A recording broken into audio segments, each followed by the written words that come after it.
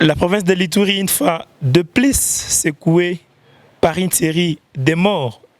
Il y a de cela une semaine, la situation entre les habitants de Tchomia et Kasseni ne semble pas être rose. Qu'est-ce qui se passe? Officiellement, une version a été avancée par le gouvernement militaire, mais certaines sources semblent contredire le propos tenu par le gouverneur militaire. Pour en parler, je ne serai pas seul. J'ai l'honneur et le plaisir de recevoir, après plusieurs ratés cette fois-ci sur la meilleure, le coordonnateur de jeunes leaders de la province de l'Ituri, à la personne de M. Christian Chaouri, que j'ai dit bon après-midi. Merci, bon après-midi à vous aussi et bon après-midi à tous ceux-là qui nous suivent. Merci très cher Christian Chaouri. Une fois de plus, nous vous disons merci. Après plusieurs ratés, vous venez répondre à l'invitation cette fois-ci. Hein? Oui, j'ai répondu à l'invitation, c'est mon cas toujours régulier. Seulement peut-être que c'était une coïncidence, mais nous sommes déjà là et je sais que ça sera la satisfaction de tout le monde. Voilà, nous allons parler, tenez toujours le micro, nous allons parler avec vous sur la situation sécuritaire dans les territoires d'Indjougou. Comme vous le suivez ensemble, tout comme moi, que la situation ne semble pas être bonne. Le caméraman va balancer les images sur ce qui est en train de prévaloir là-bas dans ces territoires d'Indjougou. Les gens sont en train de fuir pour traverser de l'autre côté de la rive. Vos premières analyses, comment expliquer que Kasseni soit Ndjougou, qui serait fait Tchomia, qui se retrouve à 60 ou 55 km de la ville de Bunia, se retrouve aujourd'hui secoué par une tentative de massacre fait entre populations. J'aimerais que tu restes journaliste et quand tu dois rester journaliste, tu dois relayer les faits du début jusqu'à ce jour. Si je dis qu'il faut que tu restes journaliste, je le suis. Vous ferez tout pour informer l'opinion de quoi ça a été. Quand vous parlez de massacre, il faudrait dire qui y a fait quoi à la population de Tchomia. J'aimerais qu'on parle du 31 juillet 2024. C'était le mercredi à 2h où Tchomia a subi une attaque du groupe armé Zahir. Un groupe armé qui s'est dit être d'autodéfense, qui a attaqué la position de FRDC Tchomia et attaqué d'une manière simultanée la position de FRDC Kasseni. Ça fait que le FRDC ont perdu certains de ces éléments.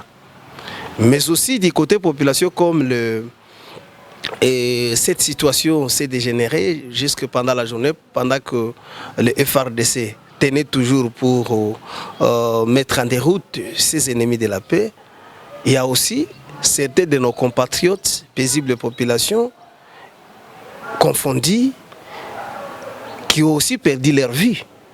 Je crois qu'il faudrait dire que Tchomia, une entité se trouva en Djougou le 31 juillet, a été victime d'une attaque de certains qui se disent être leurs frères, mais malheureusement qui met en dépendant de la population du lac Albert. Alors, quand cela ne tienne, aujourd'hui, je dirais qu'il y a la calme, parce que le même jour, la situation était maîtrisée. L'enquête menée, bien qu'il y ait eu des confusions, que cet ennemi de la paix a voulu entretenir dans l'opinion, soit en disant que ceux-là qui ont attaqué à Tchomia, que ce sont des FRDC qui se sont battus entre eux, alors qu'il n'y en avait pas de conflit qui allait susciter des polémiques jusqu'à ce que les FRDC puissent se battre entre eux. Et aujourd'hui, les enquêtes qu'a menées l'auditorat militaire prouvent que ce sont des groupes armés Zahir qui ont attaqué Tchomia. Les rescapés du groupe armé Zahir lui-même a donné les détails sur des formations qu'ils ont eues avec des sujets rwandais qui sont venus sur place les former. Et donc, vous comprendrez que les enquêtes, si pas les enquêtes par rapport à la publication des Nations Unies, dans son rapport, qui a prouvé que il y a une collaboration entre les groupes armés Zaïre et le M23. Quand l'on parle maintenant, à ce jour, et d'une formation qu'a eu le groupe armé Zaïre, selon la déclaration du rescapé, membre du Zaïre, qui a eu à échapper lors des affrontements du 31 juillet 2024, et lui-même en confirmant ce genre de formation, donc vous comprendrez que ce rapport des Nations Unies a une fois été soutenu par même les miliciens membres de ce groupe.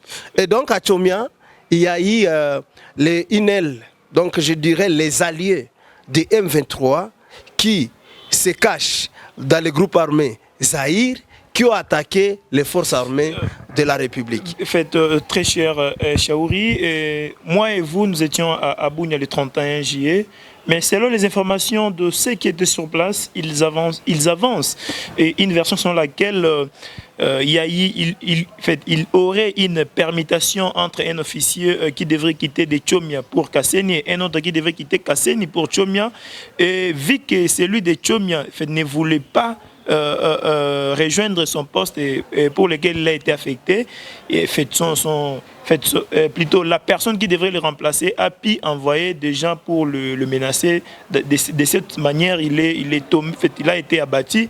Et lui, ses alliés ont également se sont dirigés vers son rival pour essayer aussi de les tuer. Malheureusement, il était déjà partant. Mais de l'autre côté, l'autorité provinciale avance a rendu public les informations selon lesquelles c'est Zaïre qui aurait attaqué les positions des FARDC. Pourquoi cette diversion au moment où Kasseni n'est pas loin de la ville de Bunia? Moi, j'aimerais, quand je suis en train d'insister que mon ami, tu dois rester journaliste. Mais je n'ai fait que... Je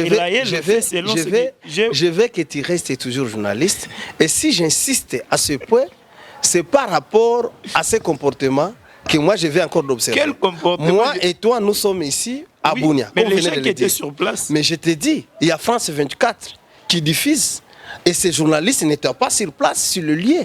Certes que moi, j'ai été formé aussi en tant que journaliste d'investigation. C'est pas impossible. Je voudrais y arriver. Qui sont sur place. Donc, l'investigation ne nécessite pas la présence, mais c'est plutôt la façon de recueillir ou de faire des informations. Néanmoins, je voudrais vous informer que même à 2 heures, et c'est là qu'ils sont en train de jouer à cette diversion, ils étaient à l'extérieur à 2 heures du matin pendant que l'attaque s'était faite. Je crois que non. Mais quand aujourd'hui, il parle de la diversion. Quelle permutation qui peut se faire à 2 heures? Non, mais il y avait une permutation acceptons, ok. Maintenant, déjà. acceptons que même cette permutation existerait. Est-ce que les FARDC de Kasseni, de Tchomia, parce que c'est à Tchomia, on a tué déjà là-bas, à Tchomia. Comment maintenant l'attaque, cette diversion maintenant à Kasseni? Parce que c'est supposé que c'est des Kasseni, selon toi, qui sont partis attaquer ces de Tchomia. Moi, s'il vous plaît, selon les informations que vous aviez reçues, vous là. Bon, donc, ce sont les gens de Kasseni qui sont partis attaquer ces de Tchomia. Maintenant, comment se fait-il que même aussi à Kasseni, il y a eu des blessés parmi les FARDC? Et pourquoi on a ramassé des faits qui identifiés du côté Zaïre? Entre autres, j'ai entendu parler, je ne sais pas, des jumelles, des choses, des insignes militaires qui identifient ces mouvements. Et comment se fait-il que des rescapés de ce groupe armé et même aussi confirment le fait? Et pourquoi jouer à cette diversion? Pourquoi ne pas croire maintenant à la source officielle? Quand vous dites que la source officielle a aussi déclaré que c'est une attaque simultanée du groupe armé Zaïre sur Tchomia et Kasseni. Et pourquoi vous ne voulez pas croire à cela? Je crois qu'il y a aussi l'enquête qui a été menée par l'auditorat militaire. L'auditorat militaire confirme que l'attaque était initiée par les groupes armés Zaïre. Et pourquoi vous ne voulez pas y croire? Moi, je voudrais vous informer. C'est pas à moi de croire. Je voudrais. Je vous pose des questions. Je pense que partout où la population nous écoute, nous aimerions que la population accepte de recevoir la vérité, que de se faire manipuler par les gens de mauvaise augure, qui ne pensent que de la guerre, qui ne veulent que de l'insécurité. Nous apprenons qu'il y a des leaders de Sekwe qui sont de mèche avec les M23 et qui séjournent en Ouganda. Est-ce que vous confirmez? Et je confirme parce que ce sont des informations. Ce sont des informations recueillies. C'est ça la différence entre moi et toi. Comme toi, tu ne te soucies pas de la situation sécuritaire. Non, tu m'as posé la question que comment moi je reçois d'informations. Comme toi, il faut que tu sois en air pour que tu reçoives d'informations de ta province, de ton pays. Et donc, il faut attendre maintenant à être en air. Mais j'ai dit, est-ce que quand vous me dites que moi, je suis le coordonnateur des jeunes leaders. À Tchomia, il y a des jeunes leaders. À Tchomia, il y a des sources fiables qui peuvent nous donner des informations. Même certains. J'aimerais vous dire qu'à Tchomia, à grande majorité, c'est de la communauté Hema. Je m'excuse un peu de communautariser ce débat. Mais ne pensez pas que tous les Hema sont membres du groupe armé Zaïre. Non, ils ne sont pas tous membres. Et ils ne sont pas d'accord aussi de ce groupe armé Zaïre. Certes que même d'autres informations, nous pouvons les recevoir de ces côtés. Je dois rectifier une chose en tant que journaliste. Nous parlons de groupes armés, peut-être Zaïre. Mais ne mettez pas les noms de la communauté. Non, non, dans l'analyse, l'on touche. Quand moi je parle par exemple de groupe armé, ça vous engage? Toucher, oui, ça m'engage que moi. Parce que c'est mon analyse. Parce que c'est ça la peur qui ne permet pas que nous puissions avoir la paix ici en province de l'Ituri. On n'a pas peur. Non, c'est cette peur. C'est cette peur qui ne permettra pas que nous puissions avoir la paix. Moi, je ne me suis pas attaqué à la communauté, je crois. N'est-ce pas? Je vous dis un peu nuancé, dire que tous les membres des Zaïre ne sont pas effectivement Hema. Et tous les Hema ne soutiennent pas non plus ces groupes rebelles. Non, c'est pourquoi recevoir des informations, nous pouvons les recevoir de diverses manières. Et certains, nous devons croire, nous devons accepter aussi. Maintenant, vous parlez de déplacement de gens, qu'il y a des gens qui se déplacent vers Ouganda. Est-ce qu'il y a... parlé de Ouganda, j'ai parlé de l'autre rive, j'ai parlé de l'autre rive. Journaliste, restez journaliste. Édifiez, l'autre rive, c'est où? Nous sommes en Tchomia, là vous parlez maintenant. Vous parlez de Tchomia. L'autre rive, c'est où? C'est quand un journaliste n'arrive pas à assumer ses bonnes investigations, il donne aussi des faussetés. N'ayez pas peur. Journaliste, on va balancer. Journaliste Patrick, je te connais un professionnel, je connais ce que tu es en train de faire même à l'université, et je les salue et je les respecte. Mais n'ayez pas peur de dire la vérité. Dire que non, il y a de la population qui traverse vers la rive, ça c'est aussi déformer le fait. Il faut plutôt dire que les informations que vous aviez reçues, qu'il y a de la population qui est appelée par ces leaders qui sont en Ouganda et qui se rejoignent là-bas. Et maintenant, nous devons alerter l'opinion de se préparer à toutes conséquences. Je parle au nom de qui? M'envoyer? Tu m'as invité comme qui? Tu m'as invité au nom de qui? Toi-même, tu venais de dire que en plusieurs reprises, vous m'aviez invité, mais je n'ai jamais participé à votre émission. Et aujourd'hui, j'accepte l'invitation. Vous me dites que non, je participe au nom de qui? Vous m'aviez invité au nom de qui, monsieur? Non, vous êtes intéressant. Quand vous dites que non, ce sont les leaders qui ont appelé. Comment est-ce que c'est toute la population de Tchomia qui va rejoindre leurs leaders en Ouganda? C'est là où je t'ai dit, si tu n'as pas d'informations, il faut tout faire pour en avoir. Voilà, c'est ça le rôle d'un journaliste. Prendre aussi les risques fait partie aussi des attributions d'un journaliste. Il faut prendre aussi les risques. Et très cher Christian Chaouri, aujourd'hui, je sais que vous faites la paix, prenez le rétablissement de la fête de la paix, étant entendu dans la province de l'Ituri. On avait tendance à se reposer un tout petit peu. Mais comment, qu'est-ce qui explique une fois de plus cet engouement, plutôt ce basculement de la situation sécuritaire au moment où l'Ituri partait déjà vers une pacification prônée par le gouvernement militaire? Donc, nous nous reposons jusqu'à présent, j'insiste que nous nous reposons. Parce qu'il y a seulement un groupe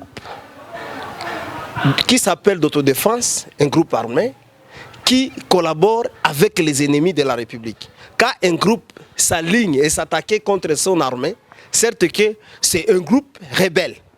Et quand ces groupes se rebellent, collaborent déjà avec les étrangers, ça devient très dangereux. Et heureusement que les forces armées de la République ont maîtrisé la situation. Maintenant, si vous nous parlez de certains qui traversent, moi je peux les qualifier. Je peux dire que non, soit il y a les gens qu'on est en train de manipuler sans le savoir parce que le leader les a appelés. Il y a d'autres aussi qui en profitent du côté du groupe armé qui veulent maintenant rencontrer leurs alliés pour peut-être se réorganiser en fait de revenir.